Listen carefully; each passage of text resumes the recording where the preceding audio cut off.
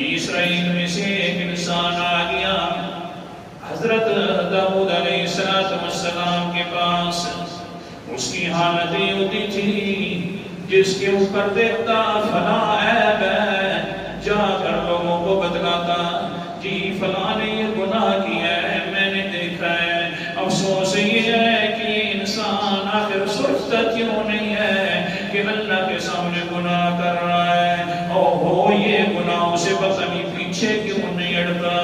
یہ دوسروں کے گناہوں پر نظر رکھنے والا انسان تھا. حضرت داؤد علیہ السلام کے سامنے آ کر بیٹھ جاتا ہے. کہتا ہے اللہ کے رسول جی مہربانی فرمائیے رات کو خواب مجھے نظر آیا ہے بڑا پریشان ہو گیا ہوں. یار کون سا خواب ہے؟ جی کہنے لگا خواب یہ ہے قیامت والا دن ہے.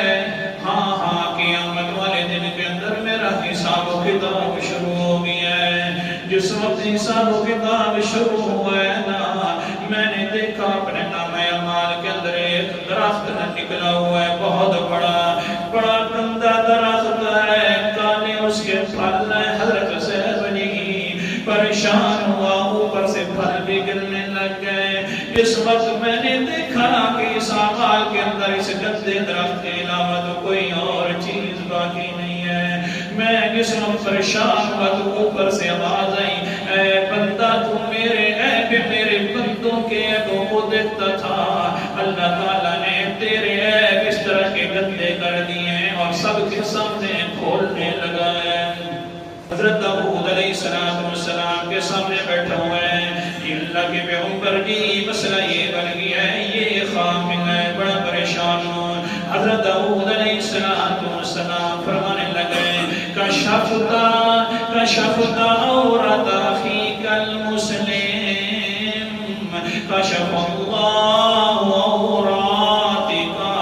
اے انسان اے بندہ سوچ نہیں در ابھی تک موقع ہے تو دوسروں کے عیبوں کو جا کر بدلاتا ہے دوسروں کے سامنے.